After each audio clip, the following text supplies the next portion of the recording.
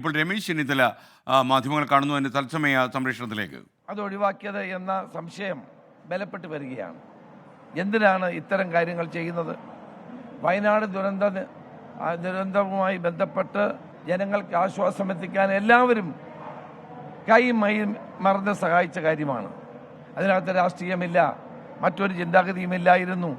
എല്ലാവരും ഒരുമിച്ച് നിന്നുകൊണ്ട് പ്രവർത്തിച്ച വയനാട് ദുരന്തവുമായി ബന്ധപ്പെട്ട കാര്യങ്ങളിൽ എന്തിനാണ് ഈ മറച്ചുവെക്കൽ? അപ്പം ഗവൺമെൻറ് വസ്തുതകൾ പുറത്തു കൊണ്ടുവരണം.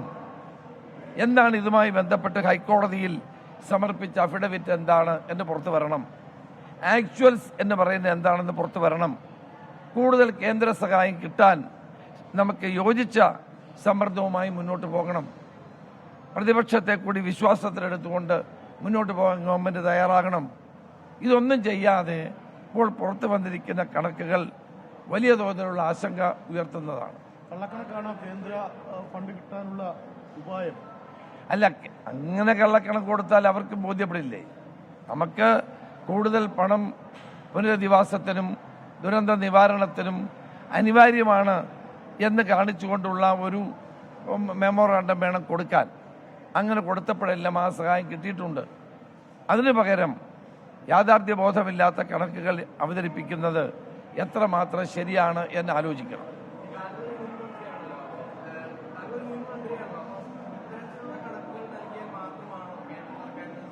അങ്ങനെയില്ല. നമുക്ക് യഥാർത്ഥത്തിലുണ്ടായ നാശനഷ്ടങ്ങൾ എന്താണെന്ന് അവരുടെ ടീം ഇവിടെ വന്ന് പരിശോധിച്ചിട്ടുണ്ട്.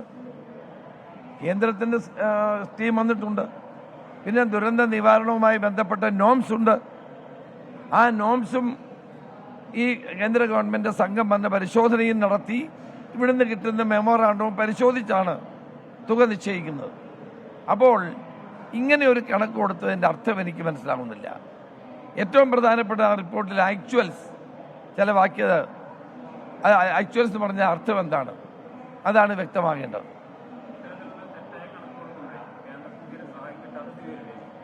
അല്ല, ഇതിപ്പോൾ പുറത്ത് വന്നപ്പോൾ തീർച്ചയായും അതൊരു വിവാദമായിരിക്കുകയാണ്.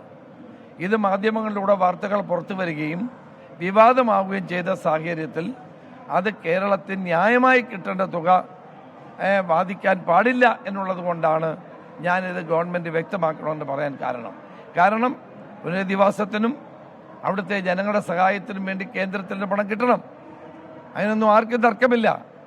പക്ഷേ അത് കിട്ടുന്ന സാഹചര്യം പോലും ഇല്ലാതാകുന്ന അവസ്ഥ ഉണ്ടാകാൻ പാടില്ല. അതുകൊണ്ടാണ് മുഖ്യമന്ത്രി ഈ കാര്യം വ്യക്തമാക്കണമെന്ന് ഞാൻ ആവശ്യപ്പെടുന്നത്.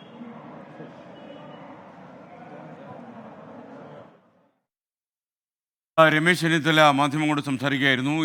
സർക്കാർ നൽകിയ കണക്ക് പെരുപ്പിച്ച് കാണിക്കുന്നതാണ് എന്ന രീതിയിലുള്ള സൂചന അദ്ദേഹം നൽകി. അതേസമയം വയനാടിന് കേന്ദ്ര സർക്കാർ സഹായം ലഭിക്കാനുള്ള സാധ്യതകൾ തള്ളിക്കളയുന്ന സാഹചര്യം ഉണ്ടാക്കാൻ പാടില്ല. കാരണം വയനാട് കാര്യത്തിൽ രാഷ്ട്രീയമില്ല, കൈയും മെയ്യും മറന്ന ആളുകൾ പ്രവർത്തിച്ചതാണ് വയനാട് ദുരന്ത സമയത്ത്.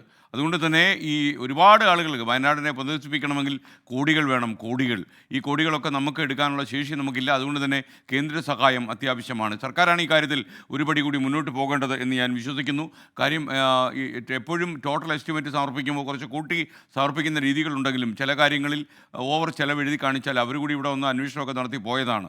അപ്പോൾ ഈ കണക്കുകൾ ടാലിയാകാതെ പോവുകയും ഇത് കണക്കുകൾ ശരിയല്ല എന്ന് പറഞ്ഞ് ഇത് മാറ്റിവെക്കാനും ഒക്കെ സാധ്യതയുള്ളത് കൊണ്ട് ഇത് കാര്യത്തിൽ സർക്കാർ നടപടി എത്രയും വേഗം ഉണ്ടാകട്ടെ. വയനാടിൻ്റെ കാര്യത്തിൽ കോംപ്രമൈസുകൾ പാടില്ല എന്നാണ് നമുക്ക് പറയാനുള്ളത്.